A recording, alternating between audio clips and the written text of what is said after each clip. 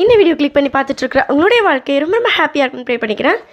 ரொம்ப நாளாக இந்த வீட்லேயே செஞ்சு சாப்பிடணும்னு ஆசைப்பட்ட எலிப்பூச்சி எனக்கு கிடச்சிருச்சு. நானும் ஃப்ரை பண்ணி சாப்பிட்டாச்சு. அதை தான் அவங்க கூட ஷேர் பண்ணிக்கிறேன். என்னடா இது எலிப்பூச்சா அப்படின்னு ஷாக் ஆயிடாதீங்க. அது என்ன அப்படின்னு தெரிஞ்சுக்கணுன்னா இந்த வீடியோ பார்த்துட்டு வாங்க.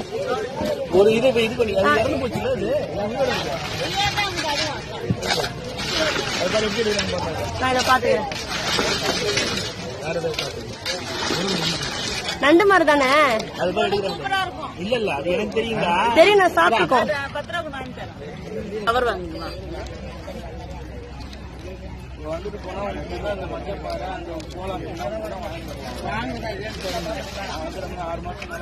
வேற எதுவும் கிளீன் பண்ணணுமா? இல்ல நீ போய் ஒரு 2-3 நாளா அலசினா போதும். அந்த கால்ல இருக்கிற மண்ணெல்லாம் வந்துரும். 65 மாதிரி போடும். போறதுக்குள்ளயும் செத்துரும்ல. செத்துரும்.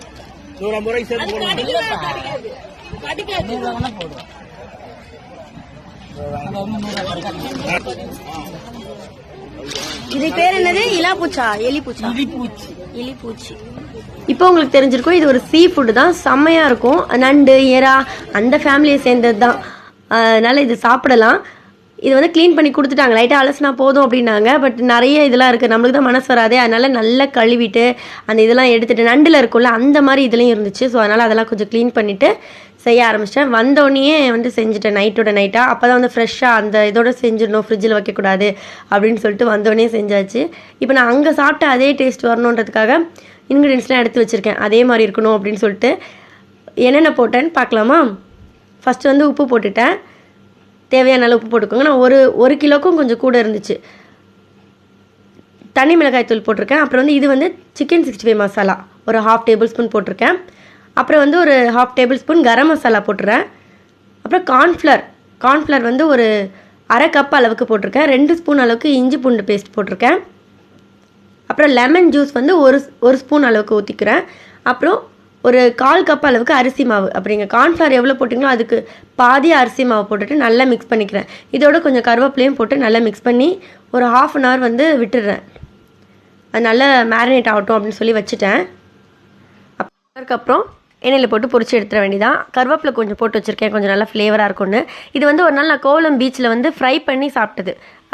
என் ஹஸ்பண்ட் வந்து வாங்கி கொடுத்தாங்க, நல்லாயிருக்கும் சாப்பிடுன்னு சொல்லி சாப்பிட்டேன். சரி, அப்போ வந்து நம்ம இந்த மாதிரி ஹைஜீனிக்காக இல்லாமல் இருக்கும், வீட்டில் செஞ்சு சாப்பிட்லாம். இது எங்கே கிடைக்கும் அப்படின்னு கேட்டால் அவங்க சொன்னாங்க, இது அவ்வளோ ஈஸியாக கிடைக்காது, இது நாங்கள் இங்கேருந்தோ வர வைக்கிறோம், கடைங்களுக்கு மட்டும்தான் வரும் அப்படின்னாங்க. அதே மாதிரி எந்த கடையிலுமே இது இல்லவே இல்லை. எல்லா மீன் கடையிலையும் போய் பார்ப்பேன், இது இருக்கான்னு. கோவளத்துலேயும் நிறைய மீன்லாம் வச்சுருப்பாங்க, அங்கேயும் போய் கேட்டு பார்த்தா இல்லவே இல்லை. சரி, ரொம்ப நாளுக்கு அப்புறம் ஒரு ஹோட்டல் வந்து மூடிட்டாங்க அப்படின்னு சொல்லிட்டு அங்கே வந்தது வந்து ஒரு கடையில் இருந்துச்சு. ஸோ அதோட அப்படியே வாங்கிட்டு வந்துட்டோம். அன்றைக்கி தான் இது வந்து சரி நம்ம வீட்டிலே செஞ்சு சாப்பிட்ணுன்னு நினச்சது. இன்றைக்கி வந்து செஞ்சு சாப்பிட்டாச்சு. ரொம்ப சூப்பராக இருந்துச்சு. உங்களுக்கும் கிடச்சிதுன்னா வாங்கி செஞ்சு சாப்பிடுங்க. ரொம்ப ரொம்ப டேஸ்ட்டாக இருக்கும். எலிப்பூச்சி ரெடி ஆகிடுச்சு. உள்ளே வந்து நின்று வேக வேணும் சிம்மில் வச்சு. நல்லா உள்ளே வந்து இறால் மாதிரி இருக்கும், வெளியில் வந்து நல்லா கிறிஸ்பியாக இருக்கும். அப்படியே கடிச்சு சாப்பிடணும்.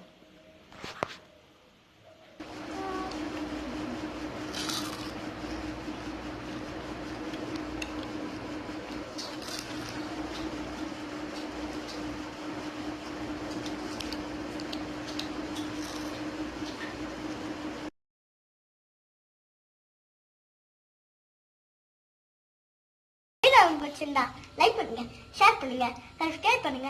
எல்லா புகழும் இறைவனுக்கே. பாய்.